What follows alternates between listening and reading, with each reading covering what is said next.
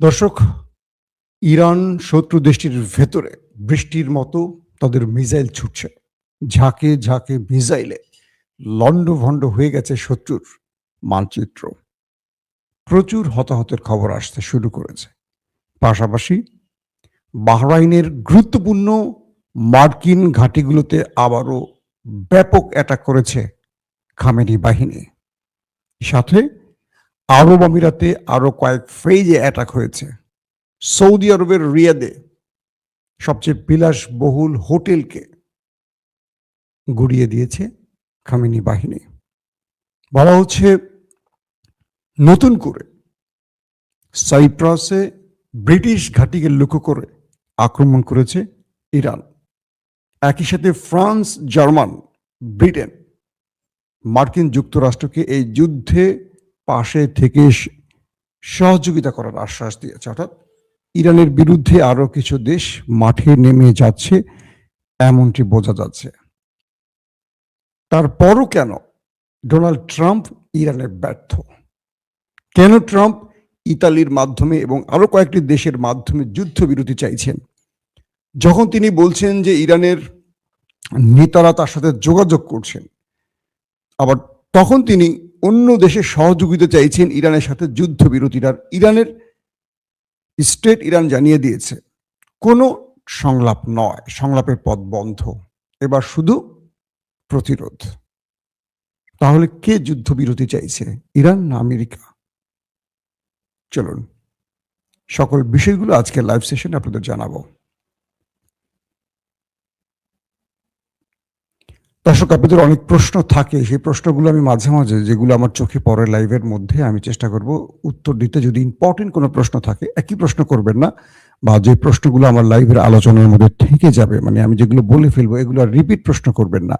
ধরেন আমি একটা কথা বলে ফেলছি, আপনারা পরে এসে প্রশ্ন করছেন, হয়তো সেই দর্শক কিছুক্ষণ আগে ঢুকেছে বা একটু পরে ঢুকেছে, লাইভটা আপনারা যেখান থেকে দেখেন প্রয়োজনে আবার শুরু থেকে দেখবেন। ধরেন যারা লাইভে ঢুকছেন তারা হয়তো 5 মিনিট পর 10 মিনিট পরে ঢুকছেন, তো 10 মিনিট আগে তথ্যগুলো মিস করে ফেলছেন না, এই জন্য চেষ্টা করবেন আরেকবার দেখার জন্য। দর্শক, প্রথম থেকে আমি শুরু করি একটি একটি করে। ইরানে আক্রমণ চালাচ্ছে আমেরিকা এবং ওই দেশটি, তার শত্রু দেশটি। ইরান সেই আক্রমণ যতটুকু পারে প্রতিহত করছে। ইরান দাবি করেছে তারা মার্কিন, ইসরায়েলি বেশ কিছু ড্রোনকে ভূপাতিত করেছে এবং কিছু ছবিও তারা দেখিয়েছে। যে শুধু বলছে এমনটি না, তারা প্রমাণও দেখিয়েছে যে মার্কিন সিরিজের এবং ইসরায়েলি সিরিজের বেশ কিছু ড্রোন ভূপাতিত হয়েছে, তার ধ্বংস হওয়া দৃশ্য দেখা গেছে গণমাধ্যমে। দ্বিতীয় বিষয়টি হলো মার্কিন যুক্তরাষ্ট্রের একটি গর্বের যুদ্ধ বিমান F-15 ইরানের কয়েকটি গণমাধ্যম দেখিয়েছে একটি বিমান ভূপাতিত হয়ে আকাশ থেকে নিচে টলে পড়ে যাচ্ছে আগুন ধরে, এবং তার পাইলট পাকড়াও করা হয়েছে পাইলটকে। তবে সেটা কাতার বা কুয়েতে মেবি না কাতারে তাকে পাকড়াও করা হয়েছে। এটিও ইরান দাবি করেছে তারা মিসাইল মেরে মার্কিন যুক্তরাষ্ট্রের এই F-15 যুদ্ধ বিমানটিকে ভূপাতিত করেছে। F-15 যুদ্ধ বিমানটির নামটি হয়তো অনেকে আজকে প্রথম শুনলেন অথবা একটু কম শুনেছেন। এটি হলো F-16, যেটা পাকিস্তান, যেটা দিয়ে ভারতের সাথে খেলে, যেটা দিয়ে তুর্কিরা মাঝে মাঝে গ্রিস বা তার শত্রু দেশের সাথে খেলে। এটা পৃথিবীর বহু যুদ্ধবাজ দেশের কাছে আছে F-16। এটিও মার্কিন যুক্তরাষ্ট্রের তৈরি। তো এই বিমানটি যুক্তরাষ্ট্র তার বন্ধুদের দিয়ে থাকে, বাট এটার চেয়ে যেটা আপগ্রেড ভার্সন আরো বেশি কার্যকর, সেটা হলো F-15। তো এই যুদ্ধ বিমানটিকে কালকে ইরান ফেলে দিয়েছে, এমন তথ্য এবং ভিডিও পাওয়া গেছে। পাশাপাশি মার্কিন যুক্তরাষ্ট্রের আরো বেশ কিছু সফল অ্যাটাককে প্রতিহত করেছে ইরানের প্রতিরক্ষা ব্যবস্থা, এটা ইরান দাবি করেছে। সবচেয়ে ভয়ঙ্কর যে ব্যাপারটি সেটি হলো আপাত দৃষ্টিতে দখলদার দেশটির ভেতরে এবং আমেরিকার যে ঘাঁটিগুলো, আমেরিকার 27টি ঘাঁটিকে লক্ষ্য করে, 27টি না এখন ক্রস করেছে সংখ্যাটা আরো, ইরান যে টার্গেটে হিটগুলো করছে, এখানে আমেরিকা খুব শক্তভাবে তার প্রতিরক্ষা ব্যবস্থা দিয়ে নিজেকে কন্ট্রোল করতে পারছে না, রক্ষা করতে পারছে না। ধরেন সাইপ্রাসে ব্রিটিশ ঘাঁটি রয়েছে, এখান থেকে ইসরায়েলিদেরকে সাহায্য করা হয়। সেই সাইপ্রাসে এবার আক্রমণ করে বসছে ইরান। কোথায় সাইপ্রাস, সেখানে আক্রমণ করে বসছে ইরান। বিষয়টা বুঝতে পারছেন? কয়টা দেশের সাথে লড়ছে একা? ইসরায়েল, আমেরিকা, সাইপ্রাস মানে ব্রিটিশ। এটা তো সাইপ্রাস মানে সাইপ্রাস না, সাইপ্রাস যেখানে সাইপ্রাসের ঘাঁটিতে আক্রমণ করছে সেটা ব্রিটিশ এয়ারফোর্সের একটা ঘাঁটি। তারপর বাহরাইন, সৌদি আরব, আরব আমিরাত, জর্ডান, কাতার, কুয়েত, ইরাক। কয়টা হইল? 9টা। এর মধ্যে ফ্রান্স, জার্মান জড়িয়ে গেছে। কাল রাতে ইরাকের একটি মার্কিন ঘাঁটি থেকে ইরানের মধ্যে ব্যাপক অ্যাটাক করা হয়। এর পরপরই ইরান সেই মার্কিন ঘাঁটিটিকে লক্ষ্য করে ব্যাপক মিসাইল মারে। কিছুক্ষণ পরই ইরাকি বিভিন্ন ফুটেজে দেখা যায় পুরো ঘাঁটিটি জ্বলছে। কেউ বলছে এটি মার্কিন ঘাঁটি, কেউ বলছে মার্কিন অ্যাম্বাসি, দূতাবাস। এবং এর পরপরই সেখানে ইরান যখন অ্যাটাক করে, পুরো ইরাকের ঘাঁটিটি যখন আগুনে পুড়তে থাকে, আমরা দেখলাম আশেপাশে প্রচুর ইরাকিরা মার্কিন বিরোধী বিক্ষোভ করে এবং সেখানে গোলাগুলির আওয়াজও পাওয়া যায়। হাজার হাজার ইরাকিরা সেখান থেকে তাদেরকে বলে তোমরা আমাদের দেশ ছাড়ো, আমেরিকানদেরকে বলে তোমরা আমাদের দেশ ছেড়ে দ্রুত পালাও, এবং তারাও ঘাঁটির উপরে হামলা করে। এটা ইরাকে। তারপরে যেই বিষয়টি ঘটে যে ইরানের কাছে একটি তথ্য আসে যে আমেরিকার সেনারা আরাবিয়ান ঘাঁটিগুলো থেকে পালিয়ে তারা বিভিন্ন হোটেলে আশ্রয় নিচ্ছে, রিসোর্টে আশ্রয় নিচ্ছে, মানে ইরানের হামলা থেকে বাঁচার জন্য। মার্কিন কলেবর, মার্কিন পাওয়ারফুল সেনারা যারা নিরীহ মানুষকে খুব আরামে মারতে পারে, তারা সব পালিয়ে গিয়ে ওঠে কোথায়? আরবের সে বিলাসবহুল হোটেলগুলোতে। যেমন দুবাইতে উঠছে, ঘাঁটি ছেড়ে গিয়ে দুবাইতে বেশ কয়েকটা হোটেলে গিয়ে তারা উঠছে। কি করছে ইরান? সেই হোটেলগুলোকে খায় ফেলাইছে, একদম মারছে ধামধাম করে, গুড়গুড় করে পড়ে গেছে নিচের দিকে। তার মানে এই নিহতের সংখ্যাগুলো কিন্তু এখন আসছে না। এই হোটেলগুলোতে কি বসে মানুষ আঙুল চুষছে? বিশাল বিশাল হোটেলগুলো ধসে পড়ে গেছে, তো মানুষ মরে নাই? মানুষ কি আকাশে চলে গেছে আরেকটা ফ্লাইটে? কালকে কি করছে সৌদি আরবের রিয়াদে একটা হোটেল আছে, কি রেজেন্সি টাইপের নামে একটা হোটেল দেখলাম আমি। এটা আল জাজিরারও কয়েকটা সংবাদে খেয়াল করলাম। তো ইরানের কাছে তথ্য এসছে এই হোটেলটার মধ্যে আমেরিকান সোলজাররা, আমেরিকার গোয়েন্দা বাহিনীর সদস্যরা, তারা সৌদি আরবের যে মার্কিন ঘাঁটি আছে সেই ঘাঁটি ছেড়ে তারা আশ্রয় নিয়েছে সৌদি আরবের এই বিলাসবহুল হোটেলটিতে, 5 তারকা হোটেলটিতে, বিশাল হোটেল। ওইটাকে মেরে দিয়েছে ইরান। সৌদি আরব এখন মাথায় হাত দিয়ে বসে আছে, বাহরাইন এখন কপালে হাত দিয়ে বসে আছে, কাতার, কুয়েত, তারা সব এখন টেনশনে পড়ে গেছে। এইটা কি করলাম আমরা? আমাদের বন্ধু রাষ্ট্র বা আমাদের প্রতিবেশী মুসলিম রাষ্ট্র আজকে আমাদের মারছে কেন? আমরা একটা বিস্ফোরণকে আশ্রয় দিয়েছি। আমরা আমাদের দেশে সেই বিশ্বাসঘাতকদেরকে ঘাঁটি কাটতে দিয়েছি। এখন কাউকে আর তোয়াক্কা করছে না। আপনারা জন্মের পরে কখনো আরব রাষ্ট্র আক্রমণের কথা শুনছেন? শুধু একবার শুনছিলাম যে ইরাক কুয়েত দখল করেছিল, তখন আমরা ছোট, হয়তো আমার দর্শক অনেকে দেখেনও নাই। আজকে দেখেন সৌদি আরব নিজেকে রক্ষা করে চলছিল এতটা বছর খুব কৌশলে। সেই সৌদি আরবে এখন মুড়ির মতো অ্যাটাক চলতেছে ইরানের, থাম ধুম করে মারতেছে। শুধু ইরানের টার্গেট হচ্ছে না কোনো মুসলিম, মানে কোনো স্থাপনা। ধরেন আমি বুঝাচ্ছি আপনাদের, এখন আপনি আমেরিকানদের বা ইসরায়েলি কোনো প্রতিষ্ঠানে চাকরি করেন, সেটা ভিন্ন কথা, কিন্তু এখন পর্যন্ত আপনারা শুনছেন যে ইরানের আক্রমণে কোনো মুসলিম ফ্যামিলি বা কোনো মুসলিম আবাসস্থল, কোনো মুসলিম কর্মস্থল ধ্বংস হয়েছে না। টার্গেটগুলি করছে কোথায়? টার্গেটগুলো করছে যেখানে ইসরায়েলিরা, যেখানে আমেরিকানরা রয়েছে, মানে আমেরিকান এই তথ্যের আলোকে এখন সেখানে যদি একটা টি বয় বা একটা কোনো শ্রমিক থাকে বাঙালি বা মুসলিম, সেটা তো আসলে কনফার্ম করে যুদ্ধ চালানো কখনই সম্ভব না, এটা হবেও না। এরপরের যে আক্রমণটা হলো সেটা হলো কুয়েতের দূতাবাসে। ইরান কুয়েতের দূতাবাসে মিসাইল মেরেছে মোটামুটি মনের মতো, ছাড়ছে না একটারেও। কুয়েতে মার্কিন দূতাবাস, এটা আবার অন্য দূতাবাস না।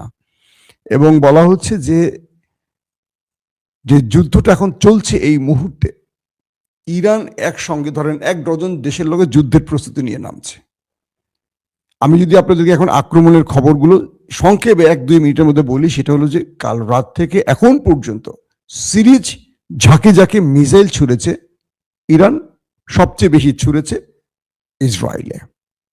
তার হাইফা, তেল আবিব সহ আরো বেশ কিছু শহরে সারা রাত ধরে শুধু সাইরেন বাজছে এবং তাদের যে প্রতিরক্ষা ব্যবস্থাগুলো ভেঙে পড়েছে। খুব কম ইরানি মিসাইলকে ইন্টারসেপ্ট করতে পারছে ইরান, সফলভাবে সেই দেশগুলোতে অ্যাটাক করছে। দেখা যাচ্ছে বিভিন্ন শেল্টার জোন যেখানে মানুষ আশ্রয় নেয় সেগুলো পর্যন্ত মিসাইল ঢুকে হিট করে ধ্বংস করেছে, তার ভিতরে মানুষ মরে পড়ে আছে।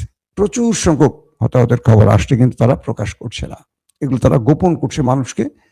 মানে তার দেশের মানুষ হতাশ হয়ে পড়বে বা আতঙ্কিত হয়ে পড়বে, বা এটাতে শত্রু মানে ইরান আরো কি বলবো উৎসাহিত হবে, এই জন্য তারা এই জিনিসগুলোকে কন্ট্রোল করছে। ইরানের মধ্যেও হিট হচ্ছে, ইরানের মধ্যেও হচ্ছে না তা না, ইরানের মধ্যেও আমেরিকা ইসরায়েল করছে, আবার ইরানও করছে একসঙ্গে। কতগুলো দেশ চিন্তা করেন, একটা দেশ টার্গেট যদি আজকে ইসরায়েল হতো টার্গেট, তাহলে মোটামুটি ধরেন আর কিছু বলা লাগতো না, ছোট্ট একটা রাষ্ট্র ইসরায়েল। আর আওয়াজ আসতো না। নেতানিয়াহু পুতুস কয়টা, প্রায় 10টা দেশের সাথে একা লড়াই করতেছে, 10টা দেশে মারতেছে একটা দেশ। তো সবকিছু মিলে আমেরিকা বলছে তারা আলোচনা করতে চায়, যুদ্ধবিরতি করতে চায়। ইরান সরাসরি বলছে যে না, আমরা আর যুদ্ধবিরতি করতে চাই না। তার মানে আমেরিকা যখন যুদ্ধের প্রস্তাব মানে যুদ্ধবিরতির বা সিজ ফায়ারের প্রস্তাব দিয়েছে, তখন বোঝা যাচ্ছে মাইটা কারা খাচ্ছে। এটা নিয়ে আর দ্বিমত করার কিছু নাই। এখন অনেকে আমাকে প্রশ্ন করবেন যে ভাই ইরানের এত কিছু আছে, ভাই ইরানের এত কিছু, মার্কিন যুক্তরাষ্ট্রের চেয়ে তো ইরানের বেশি কিছু নাই আছে, এরকম কথা কখনো বলেছি আমরা? আর ইরান কি করবে? ইরান কি একদিন যুদ্ধ শেষ করবে? ইরান ধাপে ধাপে যুদ্ধটাকে করতে হবে, কারণ শত্রুদের সাথে লড়াইটা আজকে শেষ না, কালকেও শেষ না। মার্কিন যুক্তরাষ্ট্রের টার্গেট রেজিম চেঞ্জ, আর ইরানের টার্গেট শত্রুর সাথে লং টাইম যুদ্ধকে বাঁচিয়ে রাখা। একদিকে যুদ্ধ চলবে, একদিকে মিসাইল তৈরি হবে, একদিকে বন্ধুদের কাছ থেকে মিসাইল কিনতে হবে, অনেক কিছু চলবে। ইরান একদিন দম শেষ করবে? যুদ্ধের কিছু কৌশল থাকে প্রতিটা রাষ্ট্রের। কখনো যুদ্ধটার গতি বাড়বে, কখনো একটু স্লো করবে, কখনো তাকে ফাঁদে ফেলবে আবার বাড়াবে, কখনো 5টা অকেজো মিসাইল মারবে, তারপর হঠাৎ করে 2টা কার্যকর মিসাইল মারবে। এগুলো অনেক রকম কৌশল থাকে। একটা জিনিস ভালো করে বোঝার চেষ্টা করেন যে ইরানের সর্বোচ্চ নেতা আয়াতুল্লাহ আলী খামিনি মারা গেছেন, এই সংবাদটা তো দ্রুত ইরান কেন দিয়েছে? খুব কৌশলে আসেন, এবার কিছু তথ্য দেই আপনাদের। কেন ইরান এই তথ্যটা সবার আগে দিল? মানে একটু পারতো তো 2 দিন গোপন করতে। ইরান এখানে একটা খুব মাইন্ড গেম খেলছে আমেরিকা এবং ইসরায়েলের সাথে। ইসরায়েল এবং আমেরিকার টার্গেট হলো যে কোনো ভাবে ইরানের রেজিম চেঞ্জ ঘটিয়ে রেজা পাহলভিকে ক্ষমতায় বসানো। ইতিমধ্যে রেজা পাহলভি খুব লাফালাফি করতেছেন, শেপ টেপ করে, কোট টোট পরে, ব্লেজার পরে, হ্যাঁ, সেন্ট মেখে সবকিছুর মধ্যেই তার সেন্ট লাগাচ্ছেন আর কি, দিয়ে তিনি পুঁ পুঁ করে ঘুরে বেড়াচ্ছেন যে তিনি ইরানের প্রেসিডেন্ট হতে যাচ্ছেন। তিনি আজকে এই টিভি ওই টিভির ইন্টারভিউ দিচ্ছেন, তিনি বলছেন যে ইরানে ইসরায়েলের সাহায্য নিয়ে আমরা ক্ষমতায় বসবো। ইসরায়েলের সাহায্য নিয়ে মানে বাংলাদেশের প্রধানমন্ত্রী যদি ভারতের সাহায্যে হয়, সেই প্রধানমন্ত্রীর কোনো দরকার আছে? আছে কিনা বলেন? ইসরায়েলের সাহায্য নিয়ে রেজা পাহলভি ইরানের প্রেসিডেন্ট হবেন। মানে ইসরায়েল আর আমেরিকার কি সুন্দর বক্তব্য, তার খুব খুশি হলাম শুনে। এরকম লোককে ইরান বসার ক্ষমতা আমরা চাই। এখন ধরেন যে বিষয়টি ঘটছে সেটি হলো রেজিম চেঞ্জের যে টার্গেট নিয়ে আমেরিকা এসছিল, এই টার্গেট মোটামুটি ব্যর্থ হয়ে গেছে। কারণ ব্যর্থ না হলে কি করে আমেরিকা ইরানকে বলে আসো আমরা সমঝোতা করি? তার মানে ওরা বুঝে গেছে, ওরা বোঝে নাই যে মধ্যপ্রাচ্যে ইরান সবগুলো দেশে এরকম পেটাবে। ওরা মনে করছে আমরা মেরে ফেলবো 1 ঘন্টায়, ইরানও কয়েকটা মারবে ধুমধুম, তারপরে সমঝোতা করে ফেলবো। কিন্তু ইরান যে রেড লাইন ক্রস করলে এইভাবে মিসাইল মারবে আর আরবের মধ্যে মার্কিনীদের হোতায় ফেলবে, মার্কিনীদের বহু সেনা বুঝছেন, কিন্তু মার্কিনীরা বলছে না, বলবে না, এটা যুদ্ধের কৌশল। এতগুলো 5 স্টার হোটেলে হিট করছে, এখানে ওরা ছিল না, ওরা কই গেছে? ওরা কি স্যাটেলাইট দিয়ে উপরে চলে গেছে? তো উপরে যাওয়া মানে তো একই কথা, আমরা তো বলছি ওপরেই গেছে, ওরা ওপরেই গেছে, তাই না? ওপরেই তো গেছে। তো ইরান তো প্রথম দিনই দাবি করছে 250 উপরে পাঠাইছে, প্রথম দিন কয়েক ঘন্টায়, আজকে ছড়াইছে না কয়েকদিন। এখন যেটা হলো, ইরানের রেজিম চেঞ্জ আমেরিকার জন্য কঠিন হয়ে পড়ছে। কেন? ওরা মনে করেছে যে আমরা আক্রমণ করে জনগণকে বলবো তোমরা মাঠে নেমে যাও, খমেনিকে মেরে ফেলবো, তারপর তোমরা মাঠে নামো, জনগণ মাঠে নেমে বাকি কাজ করে দেবে। ইরান আমেরিকা স্থল বাহিনী পাঠাবে প্রয়োজনে।